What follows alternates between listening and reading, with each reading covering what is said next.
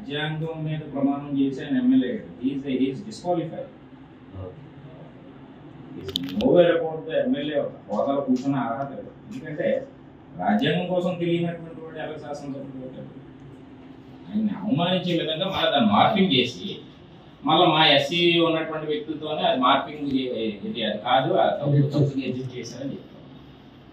So that is it's not at all correct.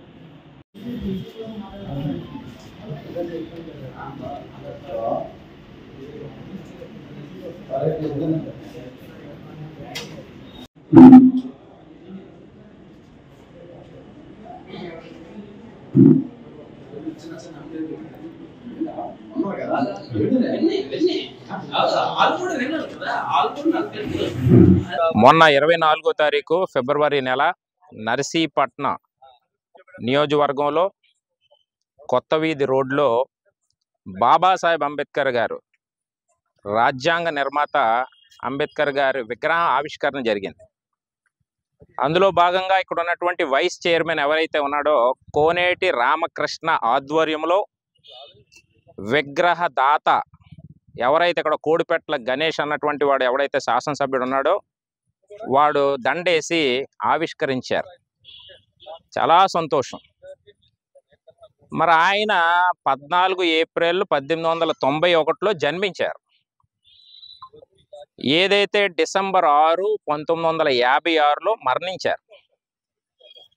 అయితే మన కోడిపెట్ల గణేష్ ఎవడైతే వైస్ చైర్మన్ ఎవడైతే రామకృష్ణ అన్నటువంటి వాడు ఉన్నాడో 11 సంవత్సరాలకే అంబేద్కర్ గారిని చంపేశారు. 1902లో చనిపోయారని చెప్పి అక్కడ తప్పుడు ముద్ర చిత్రీకరించి ఆ పలకని ఆవిష్కరణ చేయడం జరిగింది. ఎంత దౌర్భాగ్యం అంటే ఈరోజు బాబాసాహెబ్ అంబేద్కర్ గారిని ఇన్సల్ట్ చేశాడు ఈ ఎవడైతే ఉన్నటువంటి ఇక్కడ శాసనసభ్యుడు కోడిపెట్ల గణేష్. ఈరోజు నేను అడుగుతా ఉన్నాను, భారత రాజ్యాంగం పట్ల శాసనం ద్వారా నిర్మితమైనటువంటి అన్నటువంటి మాట చెప్పి ప్రమాణ స్వీకారం చేసినటువంటి శాసనసభ్యుడిగా నువ్వు అసలు అర్హుడివేనా అని అడుగుతా ఉన్నాను గణేష్. ఒరే నువ్వు చదువుకున్నావు అసలు? సన్నాసులాగా ఈరోజు రాజ్యాంగాన్ని తీసుకొచ్చినటువంటి అంబేద్కర్ గారిని ఈ విధంగా ఇన్సల్ట్ చేస్తూ అవమానిస్తావా? ఇప్పుడున్నాడు పనికిమాలిన ముఖ్యమంత్రి, దళితుల ఓటులతో గద్దెనెక్కి దళితులనే అరాచకమైనటువంటి పరిపాలన చేస్తూ ఈరోజు రాష్ట్రంలో ఆ రోజు ఎయిర్పోర్ట్లో చిత్రీకరించినటువంటి కోడికత్తి కేసుతో ఈరోజు ఆ ముఖ్యమంత్రి కుర్చీలో కూర్చున్నావు. అంటే దళితుల భిక్ష. ఈరోజు దళితులు పెట్టినటువంటి భిక్షతో ఈరోజు రాష్ట్రంలో ముఖ్యమంత్రిగా చలామణి అవుతున్నటువంటి జగన్ రెడ్డి, ఇక్కడ ఉన్నటువంటి పనికిమాలిన శాసనసభ్యుడు ఎవడైతే గణేష్ అన్నటువంటి వాడు ఈరోజు అంబేద్కర్ గారిని ఈ విధంగా మీరు అవమానం చేస్తారా? ఈరోజు నేను డిమాండ్ చేస్తా ఉన్నాను, నువ్వు అసలు ఎమ్మెల్యేగా పోటీ చేసే అర్హత లేదు. ఈరోజు నేను ఎలక్షన్ కమిషన్కి రాస్తాను, నువ్వు డిస్క్వాలిఫై, నువ్వు అర్హుడు కాదు. చదువుకున్నావు అసలు నువ్వు? నాకు అర్థం అవ్వట్లేదు. నువ్వు శాసనసభ్యుడివా? మా అంబేద్కర్ గారిని అవమానిస్తావు నువ్వు?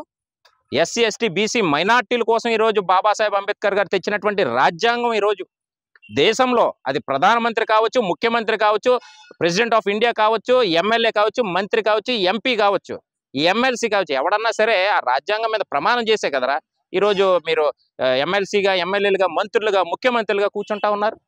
సిగ్గులేదు నీకు? అంటే నర్సీపట్నంలో దళితులంతా కూడా మీకు ఏమన్నా ఇది అనుకుంటా ఉన్నారా? అంటే అవగాహన లేనటువంటి వాళ్ళు అనుకుంటా ఉన్నారా? ఈరోజు నేను కంప్లైంట్ ఇవ్వడం జరిగింది ఇక్కడ సిఐ గారికి. నర్సీపట్నం స్టేషన్కి ఇప్పుడు రావడం జరిగింది. మా దళిత నాయకులందరితో, మా లోకల్ నాయకుడు, మా సీనియర్ నాయకుడు నేతల నాగేశ్వరరావు గారు అందరం ఈరోజు రావడం జరిగింది. కంప్లైంట్ ఇచ్చాం, ఇమీడియట్గా యాక్షన్ తీసుకోమన్నాం. ఎస్సీ ఎస్టీ కమిషన్కి లెటర్ ఫార్వర్డ్ చేశాను, ఆంధ్రప్రదేశ్ డీజీపీకి ఫార్వర్డ్ చేశాను, ఇక్కడ ఉన్నటువంటి నర్సీపట్నం ఇక్కడ అనకాపల్లి జిల్లా ఎస్పీ గారికి కూడా లెటర్ ఫార్వర్డ్ చేశాం. దాని మీద మాకు జస్టిస్ కావాలి. ఇమీడియట్లుగా ఎస్సీ ఎస్టీ కేసు బనాయించి ఎవడైతే కోనేటి రామకృష్ణ అన్నటువంటి వాడు, ఇక్కడ ఉన్నటువంటి శాసనసభ్యుడు ఎవరైతే కోడిపెట్ల గణేష్ ఇద్దరి మీద ఎస్సీ ఎస్టీ ఫైల్ చేయాలి కేసు. ఏంటిది ఇది? జాగీర్ అనుకుంటా ఉన్న రాష్ట్రం జగన్మోహన్ రెడ్డి జాగీరా? నీ నర్సీపట్నం నీ జాగీరా? అంటే దళితులను అవమానిస్తారా మీరు? నాకు అర్థం అవ్వట్లేదు. అడిగినోడు ఎవడో లేడు అనుకుంటున్నారా? అసలు నువ్వు ఎంత చదువుకున్నావు నేను అడుగుతా ఉన్నాను గణేష్. చదువు వచ్చా? చదువు సోమ వచ్చా నీకు? అసలు బాబాసాహెబ్ అంబేద్కర్ గారిని అవమానిస్తారా మీరు? ఈరోజు ఎవరైతే ఉన్నటువంటి చైర్మన్ సుబ్బలక్ష్మి దళిత మహిళ, ఆమెని డమ్మీ చేసేసి ఎవడైతే కోనేటి రామకృష్ణ అన్నటువంటి వాడు వీడు చలామణి అవుతా ఉన్నాడు చైర్మన్గా. ఇదా మీరు చేస్తున్నటువంటి పనులు? అంటే దళితులను ఈ విధంగా అవమానం చేస్తారా? ఈరోజు ఎవడైతే ఉన్నటువంటి మొన్న ఎమ్మెల్సీ అనంతబాబు అన్నటువంటి వాడు మీకు అందరికీ తెలుసు, కాకినాడలో ఒక పనికిమాల నా కొడుకు, ఒక కేట్ నా కొడుకు, నా కొడుకు డ్రైవర్ సుబ్రహ్మణ్యాన్ని చంపి కారులో డోర్ డెలివరీ చేస్తే జగన్మోహన్ రెడ్డి వాడిని మొన్న ఎవరైతే విజయవాడలో అంబేద్కర్ గారి విగ్రహం 125 అడుగుల విగ్రహాన్ని ఆవిష్కరించినందుకు వాడిని పిలిచి వాడితో చేయించాడు. సిగ్గుందా జగన్ రెడ్డి? నీకు అడుగుతా ఉన్నాను. ఒక హంతకుడు ఒక దళిత కుర్రవాడిని చంపేసినటువంటి ఒక నువ్వు ఈరోజు నువ్వు పక్కన కూర్చోబెట్టి అంబేద్కర్ గారు విగ్రహాన్ని ఓపెన్ చేస్తావా? ఈరోజు అంబేద్కర్ విగ్రహాలన్నీ పాలాభిషేకం చేయాలి. నీలాంటి దరిద్రుడు దుర్మార్గుడు ఈరోజు రాష్ట్రానికి ముఖ్యమంత్రి. సిగ్గుచేటు. దానికి 400 కోట్లు సొమ్ములాగా 400 కోట్లు ఖర్చు చేశాడు జగన్మోహన్ రెడ్డి. ఎవడ సొమ్ము? నీ జోబులో సొమ్ము కానీ ఇచ్చావా? అంబేద్కర్ గారు అసలు ముఖ చిత్రం అనేది, అంబేద్కర్ గారి చిత్రం వచ్చిందా? ముఖ చిత్రం ఏదైతే ఓదార్పు యాత్రలో నీ తండ్రి బొమ్మ పెడితే విగ్రహాలు, నీ తండ్రి షేప్ మొహం రాలేదని ఓపెన్ చేయకుండా పారిపోయినోడివి. సిగ్గుందా నీకు? ఈరోజు నువ్వు కూడా అవమానించావు బాబాసాహెబ్ అంబేద్కర్ని. రేపు రాష్ట్రంలో 1 కోటి జనాభా ఉన్నారు. ఫస్ట్ మొట్టమొదటి నర్సీపట్నంలో నీ ఎమ్మెల్యే ఎవడైతే ఉన్నాడో డిస్క్వాలిఫై చేయాలి. నేను ఎగరగొడతాం, ఖచ్చితంగా దళితులమే ఓడిస్తాం. ఇది గుర్తుపెట్టుకో. నిన్ను కూడా రేపు ఈ రాష్ట్రం తరిమి కొట్టే పరిస్థితి ఉంది జగన్ రెడ్డి.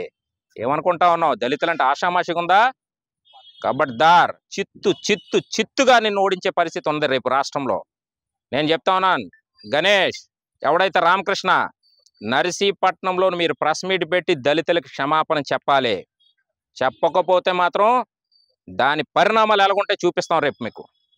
ఇమీడియట్గా దళిత జాతికి మాది తప్పు, ఎస్ నేను చేతగానోడిని, నేను సవటానా కొడుకుని కాబట్టి నాకు తెలియదు, నేను చదువుకోలేదు, అందుకే ఈ విధమైన తప్పు జరిగింది అని దళితులకి క్షమాపణ కానీ చెప్పకపోతే మీ సంగతి తేలుస్తాం.